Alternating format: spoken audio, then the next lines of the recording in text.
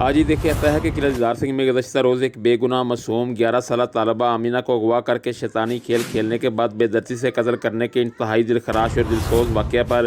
گہرے دکھ، غم اور رنج کا اظہار کرتے ہوئے شہر کی عوامی، سماجی اور سیاسی شخصیات، پاکستان مسلم لیگ کاف، علماء مشائخ ونگ گوجرانوالہ کے صدر عالمی شہرت یافتہ ناز خواں عتیق الرحمان شیخ نے اس شرمناک واقعہ کی پرزور مذمت کی ہے اور کہا ہے کہ ارباب اختیار فوری طور پر اس غمناک واقعہ کے مرکزی کردار کو کیفر کردار تک پہنچا کر لواحقین کو فوری انصاف مہیا کریں۔ ان کا کہنا تھا کہ دینی تعلیمات سے دوری کے باعث ایسے دل دہلا دینے والے واقعات میں روز بروز اضافہ دیکھنے میں آ رہا ہے جو انتہائی افسوسناک ہے۔ پاکستان مسلم لیگ نون کے سرگرم رہنما و امیدوار برائے چیئرمین محمد عثمان ناکی نے بھی PNN ٹی وی سے خصوصی گفتگو کے دوران قلعہ دیدار سنگھ میں رونما ہونے والے درندگی کے اس واقعہ پر گہرے دکھ اور غم کا اظہار کرتے ہوئے کہا کہ اس ہولناک واقعہ پر خیالات کا اظہار کرنے کے لیے ان کے پاس الفاظ نہیں ہیں۔ اس واقعہ بلکہ سانحہ کی جتنی مذمت کی جائے کم ہے۔ واقعے کے بعد ملزم کی فوری گرفتاری خوشائند ہے۔ وہ مقتولہ آمنہ کے لواحقین کے غم میں برابر کے شریک ہیں اور مطالبہ کرتے ہیں کہ شفاق ملزم کو سرِ عام پھانسی دی جائے۔ پاکستان مسلم لیگ کاف کے ممتاز رہنما بابر اکرام کھوکھر نے بھی